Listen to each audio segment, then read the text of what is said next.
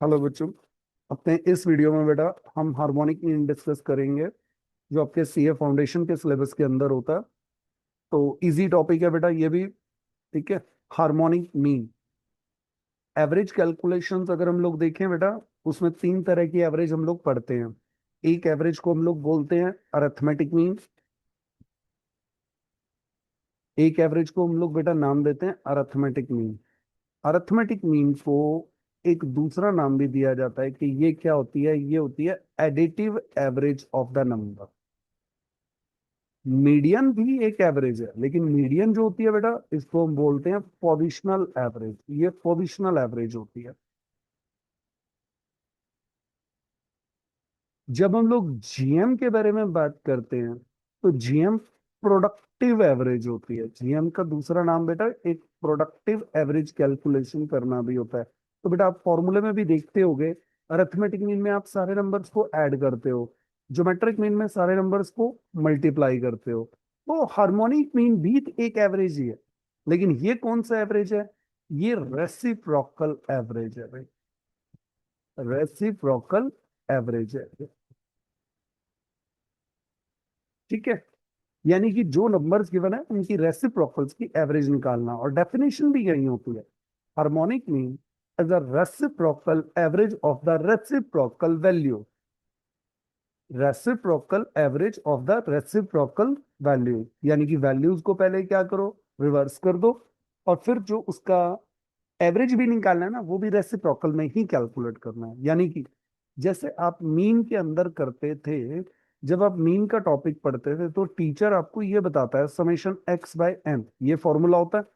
क्योंकि मेरे को रेसिप्रोकल एवरेज चाहिए तो एन ऊपर चला जाएगा, तो समेशन कहाँ आएगा, वो नीचे आएगा। अब एक्स क्या है? नंबर। लेकिन मैंने बोला कि reciprocal average of the reciprocal values, तो एक्स की वैल्यू भी सीधा नहीं लेनी बेटा, उसका रिवर्स कर देना। एक्स की वैल्यू का रिवर्स कर देना। कैसे? बेटा इसको एग्जांपल के साथ समझते हैं।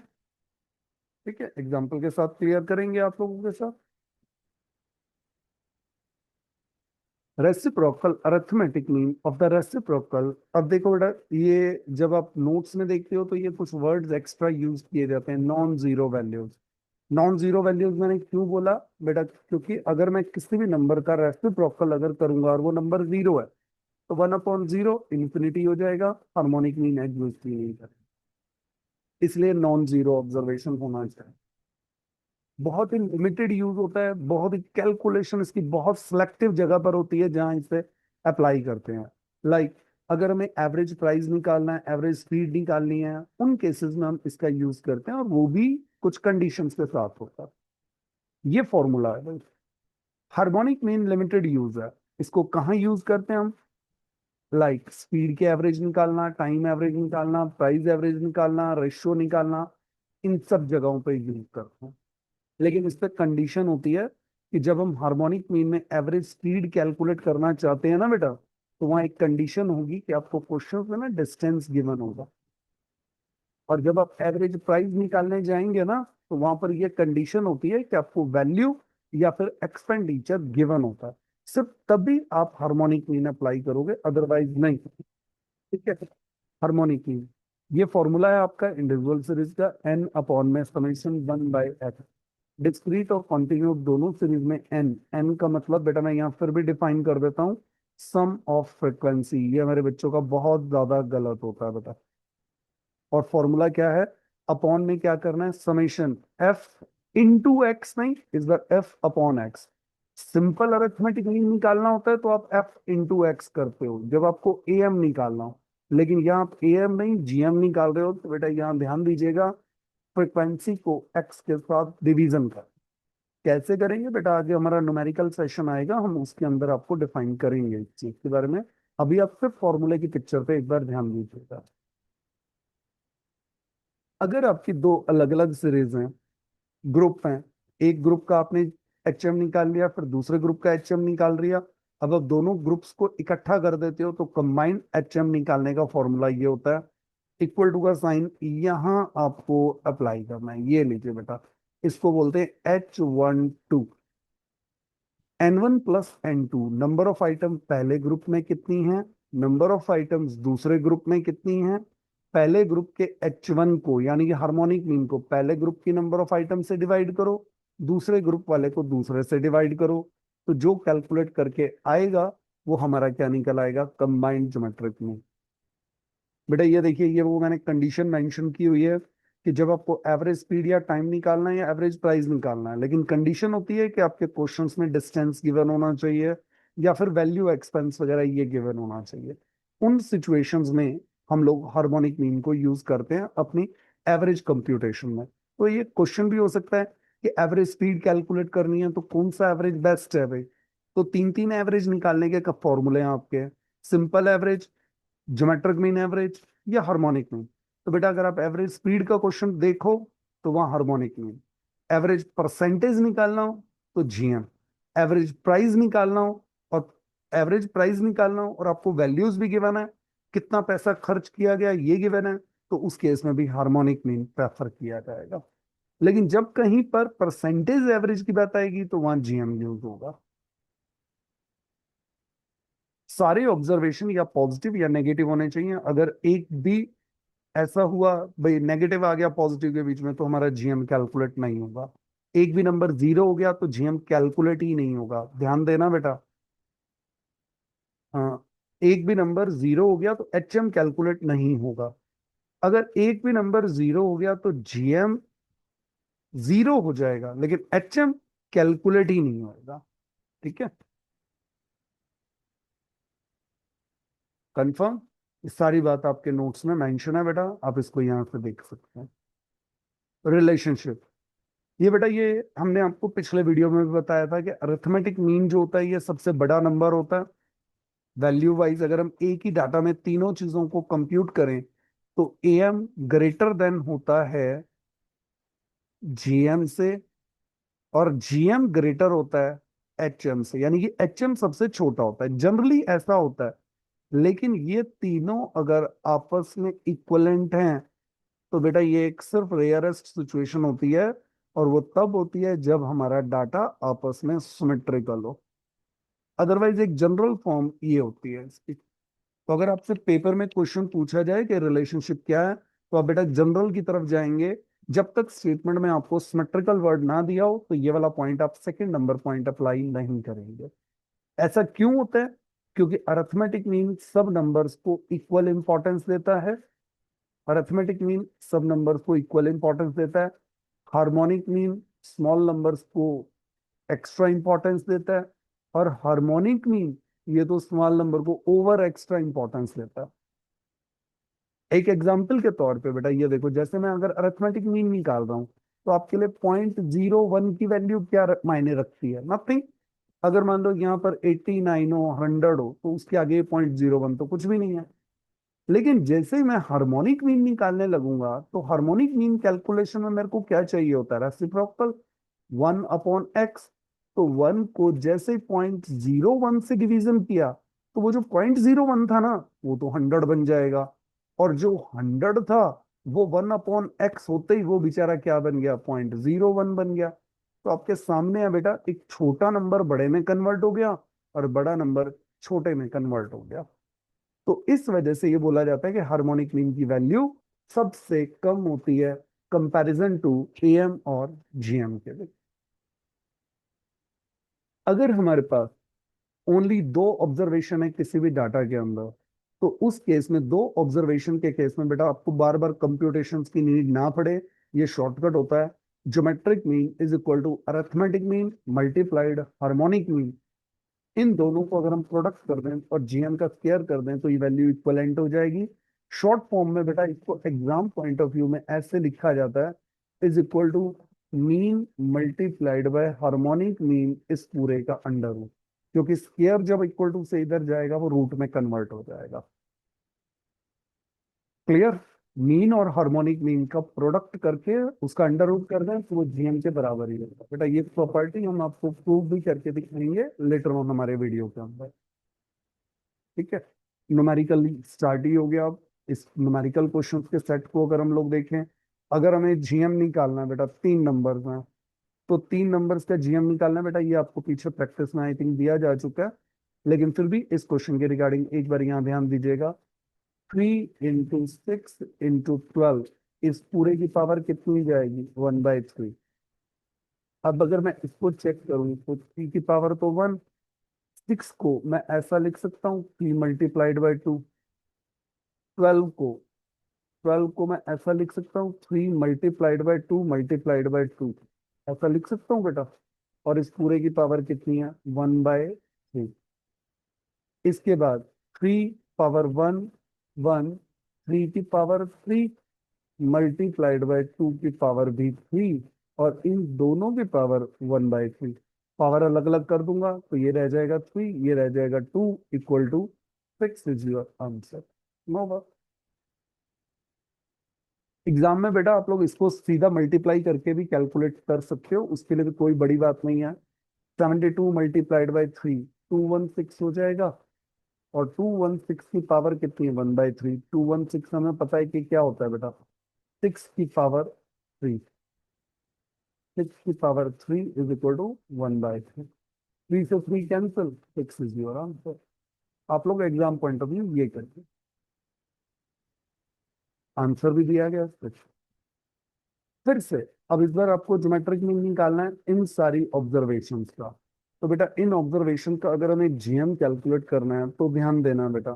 जीएम x की पावर f, यानी कि 2 की पावर 2, x की पावर f मल्टीप्लाइड बाय 4 की पावर 3, x की पावर 8 की पावर 3, x की पावर यानी कि 16 की पावर 2, और इस पूरे की पावर कितनी?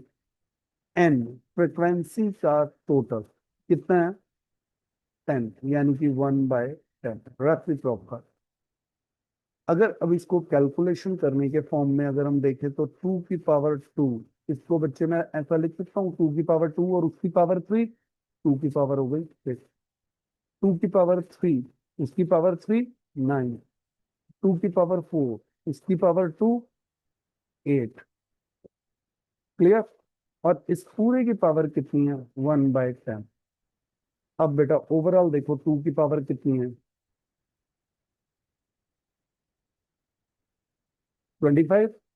ठीक है, यानी कि कितना हो जाएगा? ऊपर आ जाएगा 25/10। यानी कि अब हो गया 2 की पावर 2.5, या 2 × 1/2। बेटा मैं ये भी लिख सकता हूँ। ऐसा क्यों कर रहा हूँ? थोड़ा कैलकुलेशन इजी करने के लिए, कि 2 की पावर 2 × 2 की पावर 1/2। 2 की पावर 1/2 तो बेटा √2 ही होता है, जो आप कैलकुलेटर पे निकाल सकते हो। और ये 4 हो गया, जो मल्टीप्लाई करके आएगा वो आपका आंसर। क्लियर? चेक कर सकते हैं बेटा ये कैलकुलेशन अपने कैलकुलेटर से वेरीफाई कर ली। एग्री? आपको एग्जाम में बेटा 4 ऑप्शंस गिवन होती हैं, आपको उसके अकॉर्डिंग मैच करना है। अगर डेसिमल में हो तो आप ये कर दीजिए, और अगर सिंपल गिवन है तो आप ये भी कर सकते हो बेटा। होने तो ये भी हो सकता है कि आपकी 4 ऑप्शन में ये वाला फॉर्मेट दिया वो, तो कुछ भी गिवन हो आपको उसे वेरीफाई करना आना चाहिए। ठीक है, फिर से अब हमें क्या करना है? एचएम कंप्यूट करना है। एचएम कंप्यूट करना है। नंबर हमारे कौन कौन से हैं? 4 6 और 10। मेरे को पता है कि एचएम कैसे निकालते हैं, रेसिप्रोकल करते हैं। 1/4, 1/6, 1/10। तो 1/4, 1/6, 1/10, इन सब का टोटल कर लो बेटा। आप टोटल करने के लिए या तो आप डिवीजन कर लो, या फिर आप एलसीएम लेके भी टोटल कर सकते हो, क्योंकि क्वेश्चन इतना बड़ा नहीं है, तो आप वो काम भी कर सकते हो।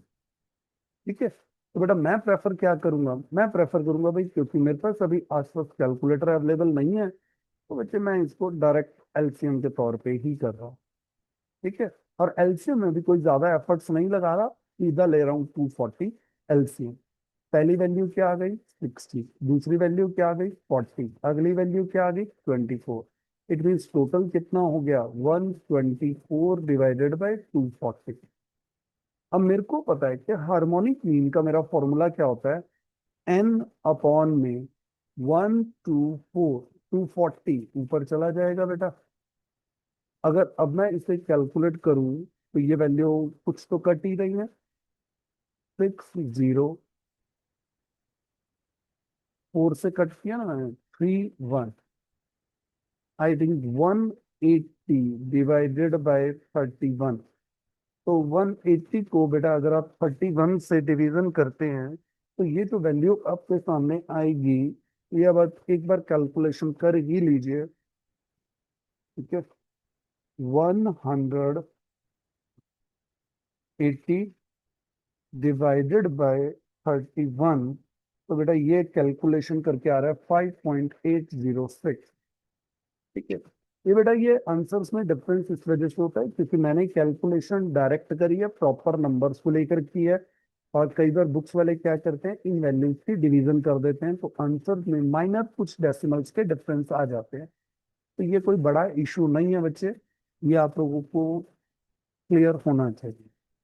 ठीक है, जैसे देखो अगर आप इसको वेरीफाई करना भी चाहते हो तो एक बार मैं और करके दिखा देता हूँ। ये जो वैल्यू है ये हमारी कितनी आएगी, 0.25। 1/6, अगर आप 1/6 करोगे तो बेटा ये जो नंबर है ये आता है हमारा पॉइंट 0.1666। तो 166 ले लिया मैंने, ये आ गया 0.1। अब अगर मैं इन डेसिमल्स को लेके चलता हूँ तो 3 डिवाइडेड बाय टोटल ऑफ किसका, टोटल किसका, 1/x का टोटल। तो अगर मैं इन वैल्यूज का टोटल करता हूँ तो ये वैल्यूज हैं 0.25 प्लस में 0.1, और ये सारा बेटा इक्वलेंट करके ये जो रिजल्ट निकल के आ रहा है ये आ रहा है 0.516। अब 3 को अगर मैं डिवीजन करता हूँ 0.516 से तो ये जो वैल्यू निकल के आ रही है ये भी बच्चे 5.81 के अप्रोक्सीमेशन ही है, तो ये डेसिमल्स के इश्यूज ही हैं। तो जो आपका आंसर पहले आ रहा था लगभग उसी के बराबर ही है, लेकिन ये भी डेसिमल प्रॉब्लम ही है और कोई इशू नहीं। ठीक है, तो आप इसका हार्मोनिक मीन कैलकुलेट करेंगे। हार्मोनिक मीन फिर से ध्यान दीजिएगा, एक्स और एफ नंबर में, नंबर है इसका 2, 4, 8 और 16। 2, 3, 3 और 2। हार्मोनिक मीन निकालते हुए मेरे को पता है कि क्या करते हैं हम, एफ बाय एक्स, एफ को एक्स से डिवीजन करो तो 2/2 1, 3/4 इज इक्वल टू 0.75, 3/8। तो 3/8 अगर मैं कैलकुलेट करता हूँ तो 3/8 इज इक्वल टू, ठीक है बेटा ये आ रहा है 0.375। ठीक है, नेक्स्ट 2/16 यानी कि 1/8। तो 1/8 जो है ये वैल्यू आपकी डिवीजन करके आ रही है 0.125। अब मेरे को पता है कि मेरा एच एम निकालने का फॉर्मूला क्या होता है। एच एम निकालने का फॉर्मूला हमारा है N divided by summation of F divided by X. ये एफ डिवाइडेड बाय एक्स है, इसका टोटल कर लेंगे तो ये हमारा समेशन निकला एफ एफ ऑफ एक्स का। कितना निकल के आया, 0.125 प्लस में 0.375 प्लस में 0.75 और प्लस में 1। ये सारा बेटा टोटल करके आ रहा है 2.25। फ्रीक्वेंसी का टोटल इसे हम एन बोलते हैं, ये है 10। तो इट मीन्स अब हमारा रिजल्ट क्या हो गया, 10 डिवाइडेड बाई समेशन यानी कि 2.25। अगर मैं 10 को डिवीजन करता हूँ 2.25 से तो ये जो वैल्यू आ रही है बेटा 4.44, ये हमारा क्या आ रहा है, आंसर। ठीक है, डन। तो ये हमारी एच एम की कैलकुलेशन है डिस्क्रीट सीरीज में। इंडिविजुअल सीरीज भी कर लिया आपने, डिस्क्रीट भी कर ली। अगर कॉन्टिन्यूड सीरीज होती है तो बेटा वहां भी कोई पैनिक नहीं है, मिड वैल्यू निकालने के बाद वो डिस्क्रीट की तरह है। नेक्स्ट बच्चे ये कुछ क्वेश्चंस हैं, इनका आप स्क्रीनशॉट लीजिए, इनको प्रैक्टिस करके देखिए। इन केस कि अगर आपको इनका डाउट है तो आप कमेंट्स में मेंशन करिएगा, तो इनके सॉल्यूशंस भी आप लोगों को अपलोड करवा देंगे। ये इनके आंसर्स भी हैं वेरिफिकेशन के। ये क्वेश्चन है बेटा, एक, दो, दो क्वेश्चन थे, इनका सोल्यूशन था। ये आपको प्रूव करना है। ये बेटा प्रॉपर्टी यूज की गई है, ये मोस्ट इंपॉर्टेंट क्वेश्चन है बेटा। ये हर बार, हर एग्जाम में, जब भी सीए फाउंडेशन का पेपर है बेटा, हर बार आ रहा है। ठीक है, तो इंपॉर्टेंट क्वेश्चन में से एक है, तो इसे भी अपना प्रैक्टिस जरूर करिएगा, ऑब्जर्वेशन फाइंड आउट करने वाला। तो यहाँ तक बच्चे आप लोगों को हम arithmetic mean, geometric mean, harmonic mean, ये सब आपकी कवरिंग करवा सकते। ठीक है बेटा, तो कोई भी डाउट है बेटा आप लोग कमेंट बॉक्स में मेंशन करिएगा, आपको उसके रिगार्डिंग आपको उसका सॉल्यूशन दे